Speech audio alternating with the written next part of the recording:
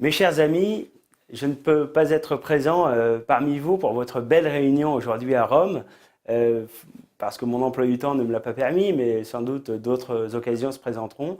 Mais je souhaitais vous adresser un message d'amitié politique, d'amitié militante, parce que je sais que nous partageons le même combat pour défendre les intérêts fondamentaux de nos peuples européens face à cette Union européenne qui aujourd'hui est en échec. Je suis ici dans mon bureau au Parlement européen à Bruxelles, où nous travaillons au sein du groupe Europe des Nations et des Libertés, avec des Italiens de la Ligue du Nord, bien sûr, mais également d'ailleurs avec un élu du mouvement 5 étoiles qui vient de nous rejoindre et de quitter ce mouvement. Et je me réjouis que nous puissions travailler ensemble, français, italiens, mais aussi avec des Allemands, avec des Britanniques, avec des Autrichiens, à la construction d'une Europe fondée sur des nations souveraines, sur des peuples qui retrouvent leur liberté, une Europe des coopérations.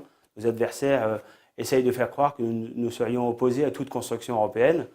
C'est le contraire. Nous constatons que cette Union européenne, dont on nous disait qu'elle apporterait l'emploi et la croissance, elle apporte le chômage, la casse sociale, l'immigration massive, l'insécurité généralisée et même le terrorisme.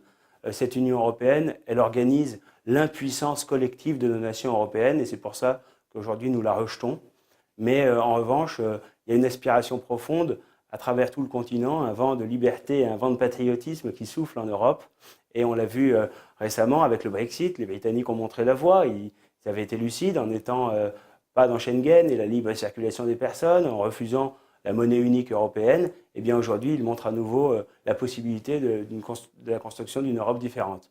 Je voudrais saluer bien sûr votre travail remarquable qui a permis la victoire du non au référendum proposé par Matteo Renzi il y a quelques semaines et qui a débouché d'ailleurs sur sa démission.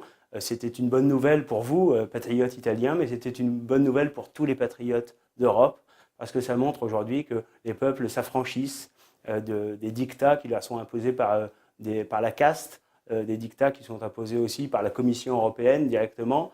Je crois qu'il y a une aspiration profonde à retrouver nos libertés fondamentales. Et je suis heureux que nous puissions mener ensemble ce travail.